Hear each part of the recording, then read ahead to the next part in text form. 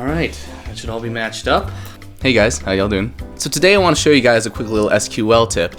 Now to do that, I'm just going to go straight into a question, so I'm going to show it right here.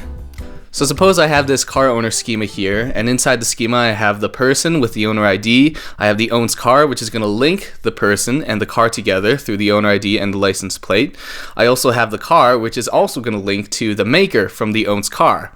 So as you can see, it's going to be a little bit of like a link. Now, suppose with the schema we're going to go into a kind of interesting question here.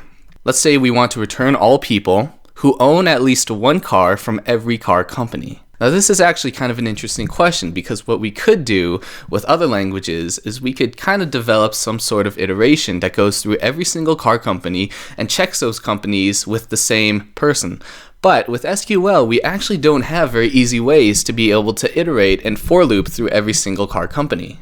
So the first thing we're going to do is we're actually going to try to reword this phrase. So let's say if we actually have a person named Bob who owns a car from every single car company.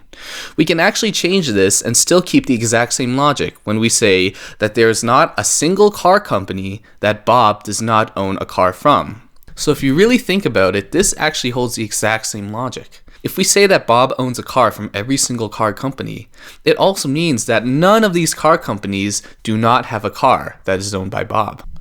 Now what we're going to do is we're actually going to take this sentence that there is not a single car company that Bob does not own a car from, and we're going to implement that into SQL.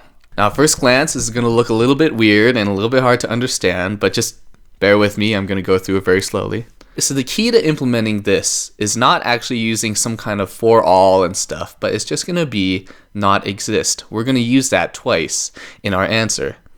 So now, here's the answer. So what we're going to do is we're going to slowly go through this part by part as if it's telling us a story. So let's remember once again that the key sentence that we're trying to use here is that there's not a single car company that Bob does not own a car from. Okay, there is not a single car company that Bob does not own a car from. Now if you look closely at this, you'll see that we actually have two where not exists. That is the exact same where not exists that we're using for Bob's sentence. So obviously the first thing we got to do is return the person's name. So we're going to have select p name from person as p. And now we have the first where not exists, and we have some maker stuff after that. Now what we're doing here is we're actually just quoting directly from the first part of our sentence when we say that there's not a single car company. When we say where not exists and then select a maker name from maker as m, we're saying that there is not a single car company ... And that's where the next part comes in. Now as you can see, inside of the second where not exists, we have all this stuff here. Now we have select c.license plate, which is select a car, from car as C, owns car as O, which is the attacher, where p.owner ID is equal to o.owner ID, and o.license plate is equal to c.license plate. Now that's saying that the person owns that car, and c.maker equals m.name, which means that that car is a part of the maker that we defined in the first where not exists. So that's basically saying that the car is owned by the person and is also made from the factory, from the maker. Now if you look back to the sentence, obviously what we're trying to do is we're trying to say that there is not a single car company that Bob does not own a car from. Not that Bob does own a car from, but does not own a car from. And that's where the second where not exists comes into play. So looking at our second where not exists, we can see that there does not exist a car that is owned by the person and is also made by the maker. And that answers the second part of our sentence.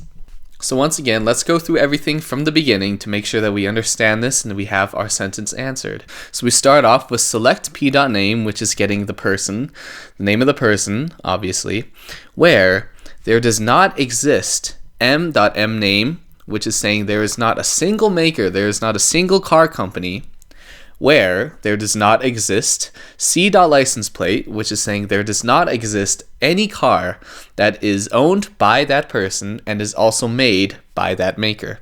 So now we actually have our sentence answered, because we're getting all the people where there is not a single car company that the person does not own a car from. And thus, we are returning all the people who own at least one car from every single company.